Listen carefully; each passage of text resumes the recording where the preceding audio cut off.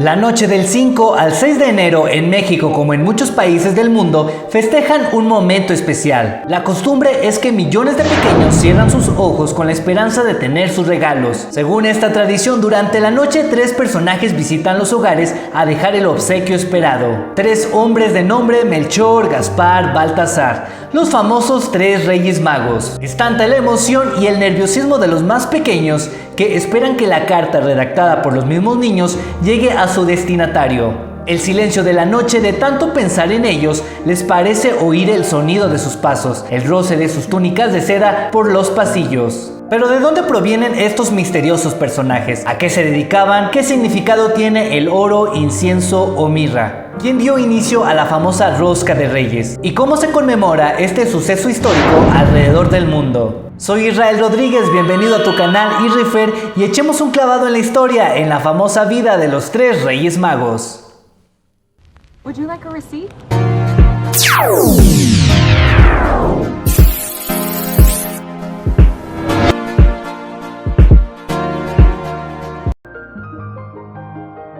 Esta tradición se encuentra inspirada en un relato de origen cristiano que ha ido evolucionando a lo largo de los siglos para dar lugar al festejo que hoy en día conocemos.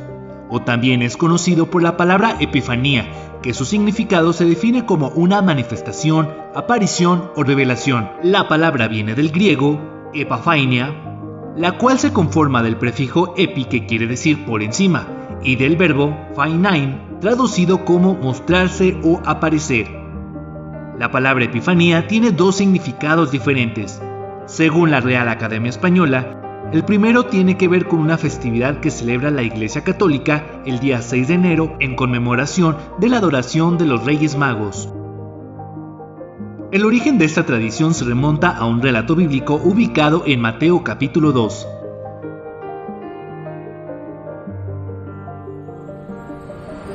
Cuando Jesús nació en Belén de Judea en días del rey Herodes, vinieron del oriente a Jerusalén unos magos, diciendo: ¿Dónde está el rey de los judíos que ha nacido? Porque su estrella hemos visto en el oriente, y venimos a adorarle. Oyendo esto, el rey Herodes se turbó y toda Jerusalén con él. Y convocados todos los principales sacerdotes y los escribas del pueblo, les preguntó dónde había de nacer el Cristo. Ellos le dijeron: en Belén de Judea, porque así está escrito por el profeta. Y tú, Belén, de la tierra de Judá, no eres la más pequeña entre los príncipes de Judá, porque de ti saldrá un guiador que apacentará a mi pueblo Israel. Entonces Herodes, llamando en secreto a los magos, indagó de ellos diligentemente el tiempo de la aparición de la estrella. Y enviándolos a Belén, dijo: id allá y averiguad con diligencia acerca del niño, y cuando le halléis, hacedmelo saber, para que yo también vaya y le adore. Ellos, habiendo oído al rey, se fueron. He aquí la estrella que habían visto en el oriente iban delante de ellos, hasta que llegando, se detuvo sobre donde estaba el niño. Y al ver la estrella, se regocijaron con muy grande gozo, y al entrar en la casa, vieron al niño con su madre María, y postrándose, lo adoraron, y abriendo sus tesoros, le ofrecieron presentes: oro, incienso y mirra.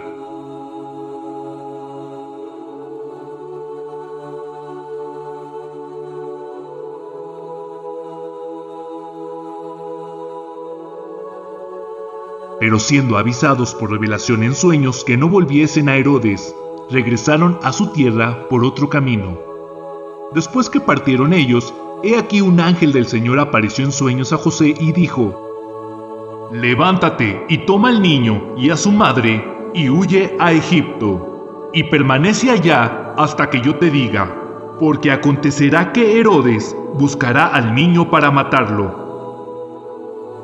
Y él, despertando, tomó de noche al niño y a su madre y se fue a Egipto, y estuvo allá hasta la muerte de Herodes, para que se cumpliese lo que le dijo el Señor por medio del profeta, cuando dijo: de Egipto llamé a mi hijo. Herodes, entonces, cuando se vio burlado por los magos, se enojó mucho y mandó a matar a todos los niños menores de 2 años que había en Belén y en todos sus alrededores, conforme al tiempo que había inquirido de los magos.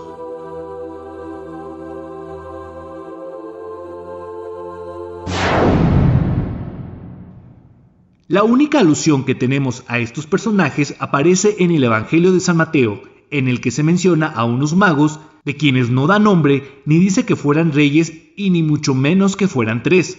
Pero ¿de dónde provienen y a qué se dedican estos misteriosos personajes? Veamos las diferentes traducciones bíblicas y opiniones de distintos autores. Una fuente de información, según The Imperial Bible Dictionary, describe que eran unos astrólogos. Los magos no eran reyes, sino adivinos y sacerdotes de una religión pagana.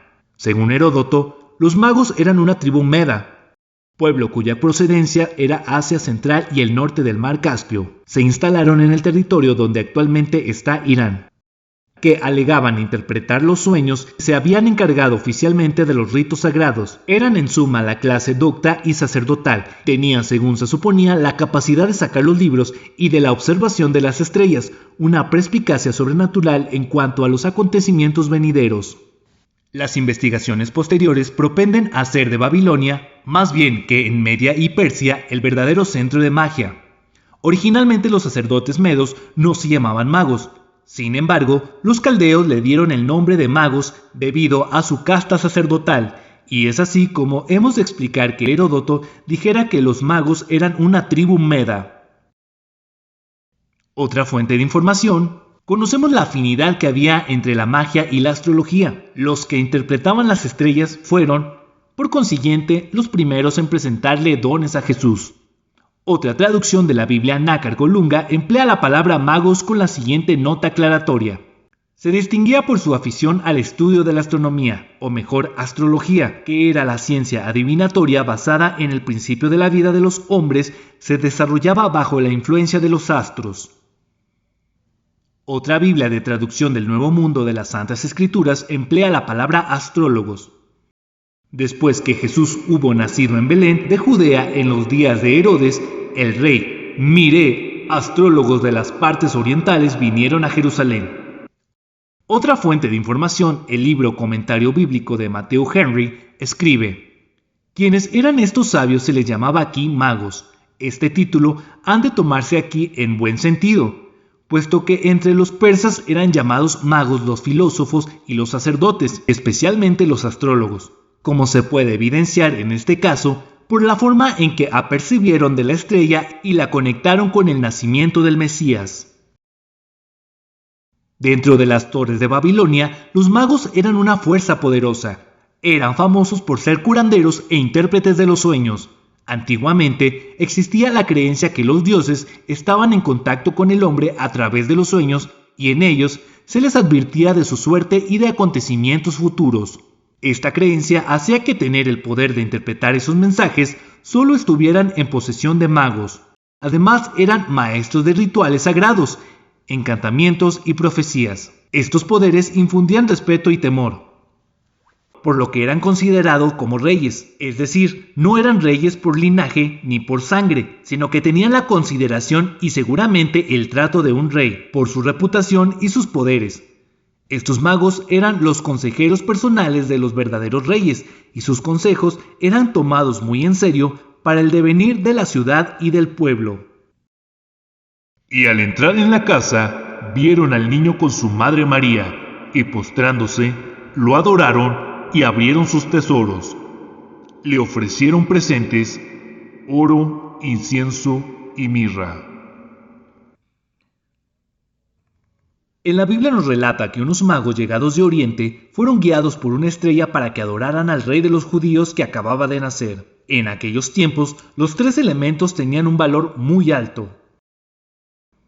¿Qué significado tienen estos tres regalos? Es un metal precioso y como tal, era un objeto muy valioso. Su valor perfectamente podía financiar el viaje de José y María a Egipto. Además que era el regalo que se le daba a los reyes. Esto significaba que Jesús era catalogado como rey de los judíos. El oro sirve para reconocer la realeza y grandeza de esa persona. Jesús nace en un pesebre, un lugar humilde, pero sigue haciéndolo como rey. Los sabios reconocían a él Rey de Reyes, y ese presente era el que estaba destinado para los monarcas y altos dignatarios. La cultura judía y hebrea usaba el incienso como ofrenda a Dios. Darle el incienso a Jesús significaba que ellos lo reconocían como divinidad e hijo de Dios. El incienso en la Biblia, así como en la cultura hebrea y judía, se quemaba en su honor para ofrecer sacrificios. Representa la amargura, el sufrimiento y la angustia. Los sabios reconocían al niño como hombre que moriría por la humanidad. Jesús iba a crecer para sufrir mucho como hombre y pagaría el precio más alto al dar su vida y a todos los que creyeran en él. Los judíos lo utilizaban para embalsamar cadáveres y perfumar a las personas.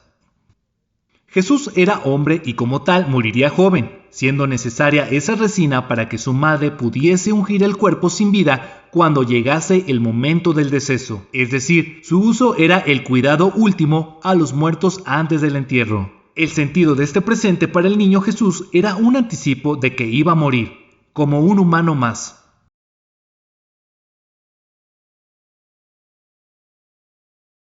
Si en el Evangelio de Mateo no menciona los nombres de los magos, ni mucho menos que fueran 3, ¿de dónde aparecieron los famosos nombres de Melchor, Gaspar y Baltasar? Veamos diferentes fuentes de información. Fue a partir del siglo III cuando el Papa León I oficializara la tradición, estableció que los magos fueran llamados reyes, pues se pensaba que se trataba de gente con grandes riquezas. Además, se establecería que fueran 3, pues 3 fueron los regalos llevados. A mediados del siglo VI, en la iglesia de San Apolinar el Nuevo, en Rávena, Italia, se le asignaron a través de 2 textos. El primero, titulado Excrepta Latina Barbari, los nombres de Melchior, Gatashpa y Bitisaera, que en castellano es Melchor, Gaspar y Baltasar. En las catacumbas romanas, hace 1.700 años, en las pinturas del arte cristiano allí existentes, aparecen estos reyes, vistiendo pantalones, capas y sombrero. En la iglesia San Apolinar el Nuevo de Rávena, Italia, hay un mosaico del siglo VI donde aparecen con ropajes idénticos. Estos atuendos eran los típicos utilizados por los persas. En la información World History Encyclopedia, los nombres individuales de los Reyes Magos proceden probablemente de un manuscrito escrito en Alejandría, Egipto, hacia el año 500 después de Cristo. Otros detalles se añadieron a partir de un manuscrito irlandés del siglo VIII. En la tradición occidental son Melchor, un anciano de pelo blanco y larga barba, un rey de Persia. Gaspar, imberbe y de tez rubicunda, rey de la India. Baltasar, de piel oscura y gran barba, un rey de Arabia o un moro. Según el Evangelio armenio de la infancia, un apócrifo del siglo VI que nos dice: y los reyes de los magos eran 3 hermanos, Melchor, el primero que reinaba sobre los persas, después Baltasar, que reinaba sobre los indios, y el tercero Gaspar, que tenía en posesión el país de los árabes. En otra obra, atribuida erróneamente al monje Benedicto Beda el Venerable, describe físicamente y se especifica los regalos que entregaban cada uno de ellos. Dice el texto: el primero de los magos fue Melchor, un anciano de largos cabellos y cupidas barbas, quien ofreció el oro, símbolo de la realeza divina.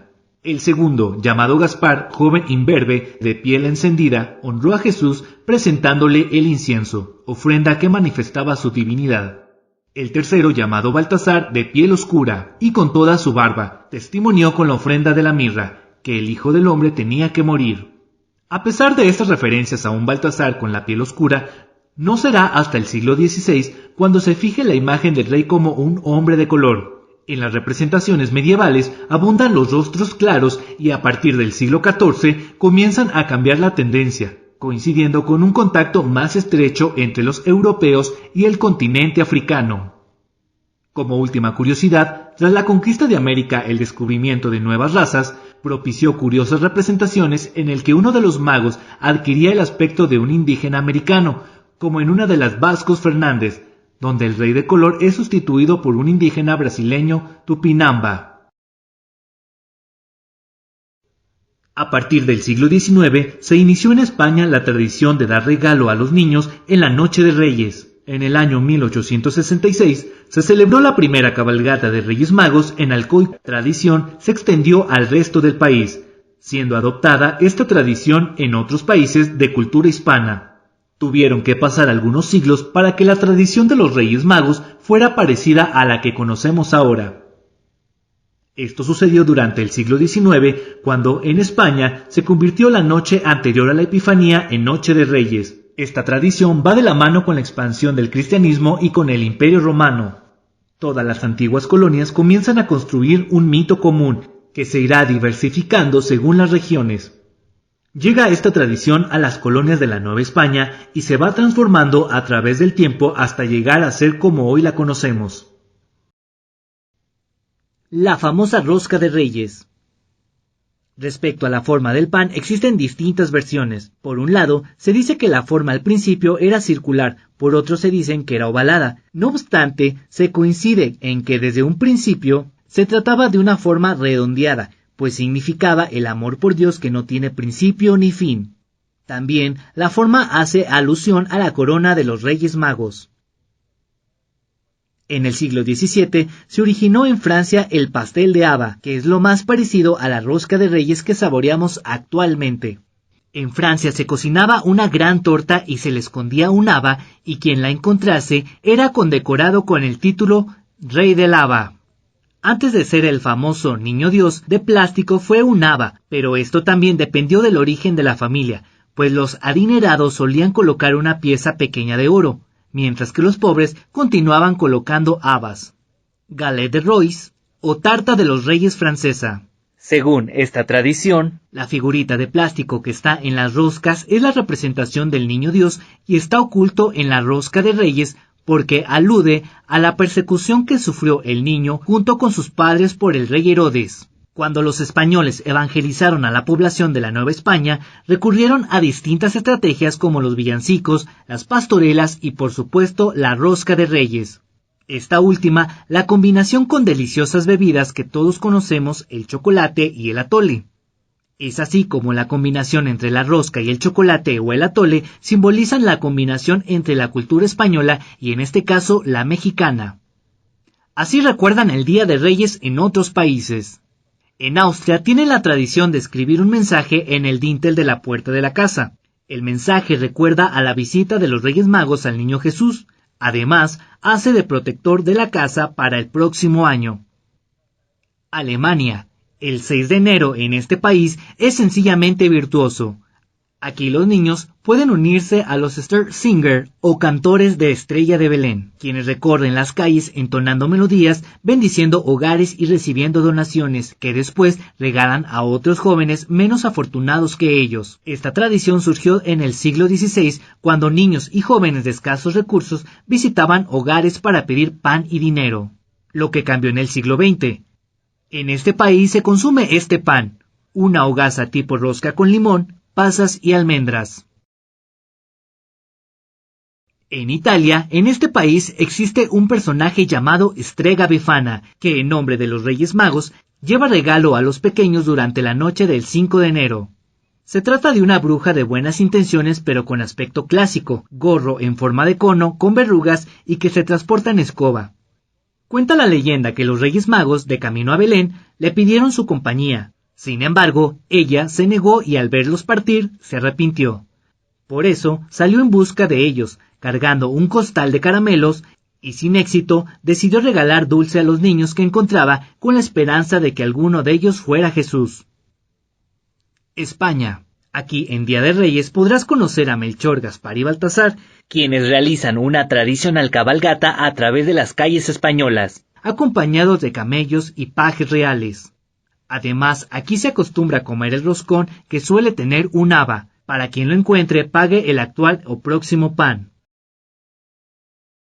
En México, la tradición mexicana consiste en que los niños envían una carta a los Reyes Magos, pidiéndoles deseos y juguetes como recompensa a su buen comportamiento. Estos mensajes son enviados días antes a través de globos o zapatos que se colocan debajo del árbol de Navidad. Y no olvidemos la degustación familiar de la famosa rosca de Reyes.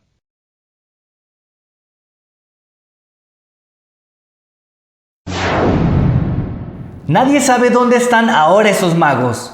Lo que sí estoy seguro es que tuvieron que trabajar todo el año para que este 6 de enero millones de niños en el mundo encuentren sus regalos en sus casas. ¿Qué opinas de la historia de los sabios del Oriente? De diferentes fuentes de información encontramos diversas opiniones. Quisiera saber tus conclusiones en los comentarios. ¿Cómo festejan el 6 de enero en tu región? ¿Y a ti, qué te trajeron los magos? Soy Israel Rodríguez, aquí en tu canal Isrifer, y nos vemos en el próximo video, aquí echando un clavado en la historia.